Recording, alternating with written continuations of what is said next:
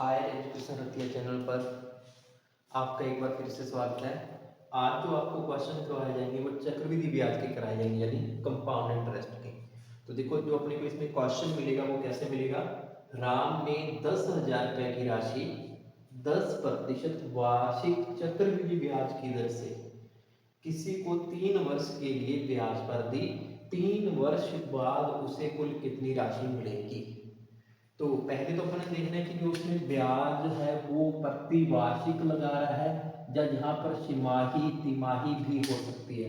तो इसका आपने पहले ध्यान रख लेना है। अगर छिमाही हुई तिमाही हुई तो थोड़ा चेंजिंग करनी पड़ेगी, वो मैं आपको बताऊंगा इसी क्वेश्चन में। इसी को करने के बाद अब देखना क्या होता है कि कुल जो अमाउंट है, राशि है, वो 10,000 है और जो दर है, रेट ऑफ इंटरेस्ट है, वो 10% है और जो टाइम है वो कितने पीरियड के लिए, 3 साल के लिए। तो आपने ये चीज़ इसमें ध्यान रख लेनी है। आपने करना कुछ नहीं है इसमें, आपने इसमें देखना है सबसे पहले आगे क्या लिखना है आपने, जितना अमाउंट वो दे रहा है, जैसे 10,000 रुपये। अब उसके बाद अगला टाइप क्या है, मैं यहाँ पर 100/100 लिखूंगा। 100/100 लिखूंगा, ये उतनी बार लिखूंगा जितना समय है। कितनी बार लिख, 3 वर्ष। तो मैं कितनी बार लिख दिया, 100/100, 3 बार लिख दिया बस। तो मतलब वो 3 बार ब्याज लगा रहा है और कितनी ब्याज लगा रहा है, 10%। मैंने आपको लास्ट क्वेश्चन में आपको बताया था, जो लास्ट टाइप था उसका प्रॉफिट एंड लॉस का, उसमें बोला था कि जब अब का देके आगे का पूछे, अब का देके आगे का पूछे, यानी अब देके आगे का पूछ रहा है तो प्लस माइनस ऊपर वाले 100 में करना है। तो कर दीजिए बस, हर बार तीनों बार कितना प्लस होएगा, 10, फिर 10 और फिर 10। अब इसको कट कर दो बस, 1 2 3 4 5 6, 1 2 3 4 5 6, एक बच जाएगी। तो यहाँ पर 11 का क्यूब आपको पता है 1331 और एक जीरो तीन लगा दो। तो उसको 3 वर्ष बाद कुल कितनी राशि मिलेगी, 13,310 रुपए मिलेंगे।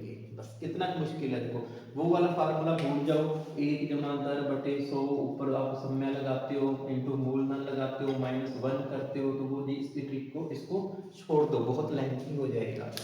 अगर इसी क्वेश्चन में आपसे क्या पूछ लिया जाता, अगर आपसे पूछता कि उसको 3 वर्ष बाद राशि की जगह ब्याज कितना मिलेगा, तो आपने क्या करना है, ये क्या है, ये ब्याज भी है प्लस मूल भी है, तो इसमें से मूल माइनस कर दो, तो ब्याज मिलेगा, मूल कितना था, 10,000। तो उसको ब्याज कितना मिलेगा, 3,310 रुपए, 3,310 रुपए ब्याज के रूप में मिलेंगे। बस ये इतना तो आपका क्वेश्चन है।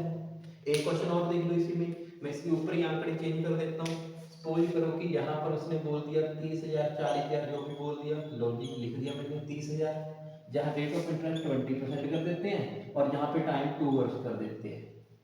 तो अब आपने क्या करना है, देखो राम ने 30,000 रुपए की राशि 20% वार्षिक चक्रवृद्धि ब्याज की दर से 3 वर्ष के, 3 नहीं यहाँ पे 2 कर दो, 2 वर्ष के लिए उधार दी, 2 वर्ष बाद उसको कुल कितनी राशि मिलेगी। तो अब आपने क्या करना, आपके पास आंकड़ा पहले 10,000 था, अब कितना है, 30,000 है, तो यहाँ पर लिखोगे आप 30,000।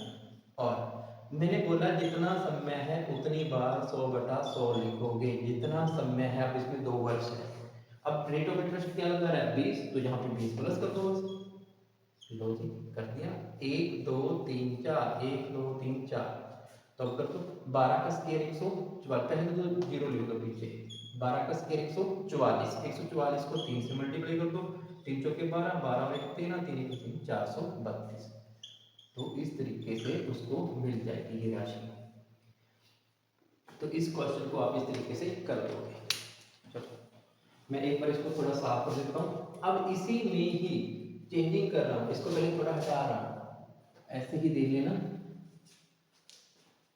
हाँ, यहाँ पर अब क्या आपने देखना है, देखो अगर यहाँ पे चेंजिंग करता 3 वर्ष के लिए था, दीजिए बात बोल देता, अगर वो बोलता उसने पहले वर्ष 10%, दूसरे वर्ष 20% और तीसरे वर्ष 10% ब्याज लगाता है। तो देखो क्वेश्चन कैसा बन गया, राम ने 10,000 रुपए की राशि 10% की दर से पहले वर्ष, दूसरे वर्ष 20% ब्याज लगाता है और तीसरे साल फिर 10% ब्याज लगाता है। तो 3 वर्ष बाद उसको कितनी राशि मिलेगी, तब ये आपका फार्मूला यहाँ पे काम नहीं आएगा।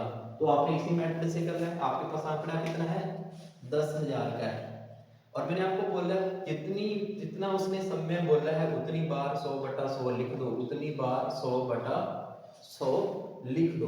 तो लिख दिया, लो जी कैंसिल करो। अब 1 2 3 4 5, सॉरी अभी नहीं अपन ने करना। देखो अभी पहले उसने क्या बोला है, पहले 10 दूसरे 20 तीसरे 10। तो यहाँ पे कर दो पहले 10 दूसरे 20 तीसरे 10।